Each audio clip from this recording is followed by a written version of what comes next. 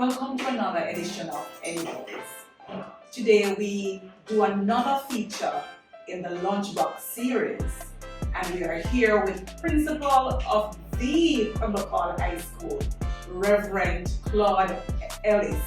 I guess at this time I should be saying amen, since we are with the Reverend. Welcome to EDU-BUZZ. Thank you very much. Thank you very much. I want to just say to you, I salute you this afternoon as an educator, and operating in the pandemic. I think it's really indeed a Herculean task, and so I really want to say kudos to you and your team. But I wanted to share with the viewers, what's the secret that you have actually strategized to operate in the pandemic? You know, one of the key things that I believe in is flexibility. I've always said to the staff that school is dynamic, it is changing, and so whenever there's a change, you move with that change. You don't remain static and say, boy, this is how it used to happen, this is what is needed to be done. And so I tell people all the time, I come to school with a to-do list, and you know, they say you have to do your to-do list, and I write it down and I come and I put it on the desk here, and at the end of the day the to-do list is still there, and you're saying, okay, I didn't touch that today, but you were occupied doing a number of other things. And so the pandemic has helped us to understand even more that as the shifts come, you need to shift with it, because it is one thing to another. If it's not inspection from the health department, it is inspection from the Ministry of Health. It is you having to deal with parents who cannot understand the online space. It is trying to get children to log on who do not even want to log on. So it's a different thing every day, and you have to shift with the dynamic. What are some of the innovative activities you see coming out of the students in order to be connected? Well, I have seen students go into the plazas, sitting by where they can get Wi-Fi to get Wi-Fi. I have a girl who, when she was in the 10th grade, she's now in grade 11, she did not have electricity, did not have a device, of course did not have internet. And so she was on our top girl, she was on the list of top students consistently for grade 7, 8, and 9. Excellent. And so when we did not see her for grade 10, we were like, no, this is a top student. Why aren't we seeing her? So we tried to reach her, couldn't reach her, so we had to do the home visit. The home visit, she never had a phone, parent never had a phone. So they used the neighbor's phone. And so we had to give her a device. We spoke with the neighbor charged the device in the day, gave her internet, she did her class in the days, then sent over the device in the evening to recharge. And if we needed to get to the child, we called the neighbor's phone, and the neighbor would pass a message and we would call back to receive the answer.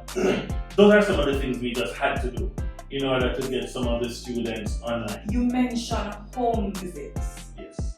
You actually did home visits in the pandemic? Absolutely. Not only we did home visits with care packages for students who we know are in need. As a matter of fact, my counselors went on one home visit with care packages, and the police was in the area and said to them, you shouldn't be in this area, you know? And we said, but this is what we're doing. And they said, next time, call us and we will escort you to the various places that you need to go, which they did. So I'm hearing you have an excellent team here at Pembroke Hall High School. But I hear about this trauma room at Pembroke Hall. Tell me about it. Well, we envision that coming out of the pandemic, our students, before we reach a trauma room, we had what we call a grief retreat. Right. That is where we look for our students who had persons who died during the pandemic, whether violently or health reasons or so on. We brought them together, brought them to Hope Garden, got persons to come and to just go through the process of grief with them and so on, so that they could get a space where they could express themselves and grieve and so on. And we recognize that so many of the students are coming to us with problems. Some are aggression problems. They've been locked down for so long. And so we decided that one of the things we needed to do was not just have a space for the guidance counselors, but to have a trauma room where we're trying to outfit it with beanbag and plush toys and those things where students can come and relate and be able to really get over some of the things that have been affecting them over these 2 years, because it has been a lot. I really hope corporate Jamaica is hearing us and perhaps our international donors, because what is happening here at Pembroke Hall High School in Jamaica is indeed a wonderful opportunity for our students and teachers, just about all stakeholders involved in education. But Rev, I also know that you did orientation before the children and the teachers came back. Yes. Tell us about that. Walk us through the activity. Well, we sat together and we recognized that our students have been out for 2 years. We did online orientation, but it is not the same. And so what we decided to do was to bring our students back at grade levels where we could reorient them, so that those who are new students would learn the ethos of Pembroke Hall High School, what it is we're about, what we expect, how we see the ideal Pembroke Hall High School student.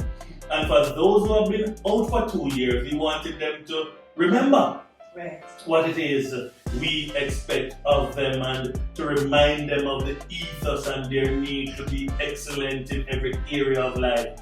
And so we wanted to take the time to do that. We never wanted to do it on a wide scale. We wanted to do it incrementally and systematically so that we were able to reach the students. And I'll tell you something, out of that orientation, after the orientation, the Dean of Discipline came to me and she said to me, that girl that you had up today, do you know who that is? I said, no.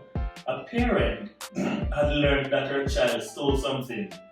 And the parent put the child on social media, slapping her up to say, you stole this and so on. I told the parent to take it down, we spoke with the parent and so on. I didn't know the girl personally. So in the orientation, I saw this child and I said to her, at grade 9, I want you to do a subject. Do you think you could do a subject at grade 9? She said, yes, sir. I said, come up beside me. I said, I'm going to pay for it. I will pay for you to do a subject in grade 9 if you will commit to doing the work and so on. And we made our commitment there and so on. And she was, and they were saying to me afterwards, if you know what you did for that girl, because she was the one that the parent had, and so we said, you know what? We're going to put this part on social media too. Yes. So they can see the converse of the very same child. Sorry. And so out of that orientation exercise, we kind of empowered some of our students to know that, you can take on some subjects at grade 9 and grade 10. And so that is one of the good things that I think that came out of that. Viewers, here is another excellent opportunity in your neck of the woods. If you are in this community, Pembroke Hall High School is indeed another school that you can put on your list for students entering the secondary leg of education in Jamaica. And donors out there, feel free to come and speak to Rev. There are wonderful things, very innovative activities happening here in this community. And we always need help.